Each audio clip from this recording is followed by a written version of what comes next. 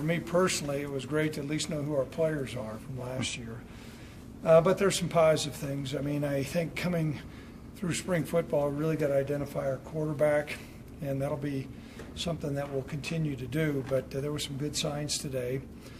I thought we've got, some really good depth at the defensive line position. I thought Uso has really taken steps. While we're not in any pads, he's showing great quickness and explosion. I think the running back position looks pretty solid, and we made significant improvement at the tight end from where we were at last year from this year. So this time, any questions? Craig, I know if the first ones you're not in pads and stuff, but what do you look for the most in just the first one to see if if you're on track for the rest? What we really focused on is our alignments and assignments, understanding of what we're doing. The foundation is certainly deeper than where we had been, so we made progress there. I do think there's things that you can look at the quarterback position, how he's moving around, how he's setting his feet and his reads and his progression. And I thought Cam really did some excellent things today. And so we're pleased with that. And then overall just the hustle of the defensive guys pursuing to the football.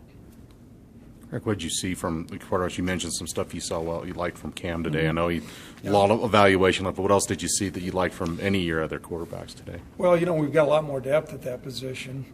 Certainly their physical presence and size. I mean, you're seeing guys that are 6'4" to 6'5", good arm strength. The younger guys have to learn how to command the offense. And while Cam has not played in this offense before, other than some stuff in fall camp, you can see his maturity from all the years he played at Indiana come through.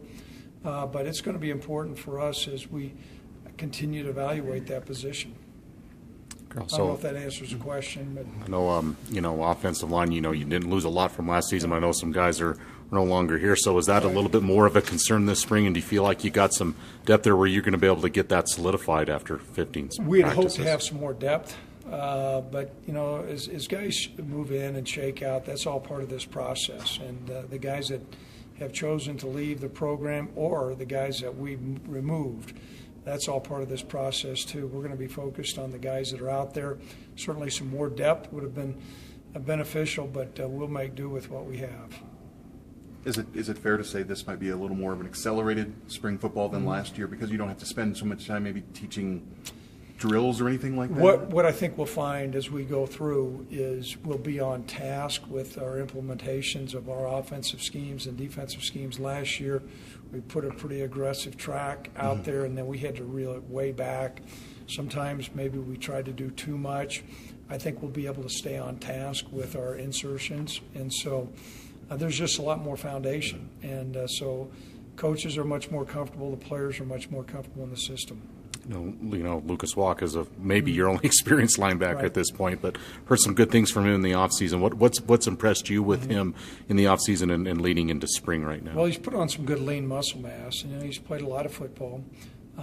He's also proven that he's a player that can be on the field more. And you're right, we're really inexperienced at the linebacker position, with the exception of him, and so we're going to lean on his experience a great deal. You'll see him play right now. He's playing our Mike linebacker, and so that's a guy that runs the deep middle of the field and does a whole lot of things, but he's really gifted. He is athletic and he is experienced, so we'll lean on that a lot. How important of a spring is it for that back seven, linebackers and the secondary included, Coach? Well, we've got a new secondary coach too, and I think that's really important. I can tell you his experience is showing rather quickly. This league is a perimeter league with a lot of speed and skill, and so those back seven guys really need to work in concert, and it's going to be important we bring some guys along. Robert Priester is not going to be able to go through spring football. We moved DJ May over. He's going to play some nickel.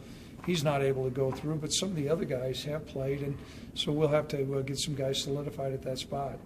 How you doing injury-wise just after the first day? Anything new from earlier in the No, week? I heard one of our walk-ons ran from the IPF to the field and didn't quite make it at the end and went down. So I don't know what the report is on him. But other than that, our SID, we're doing pretty damn well.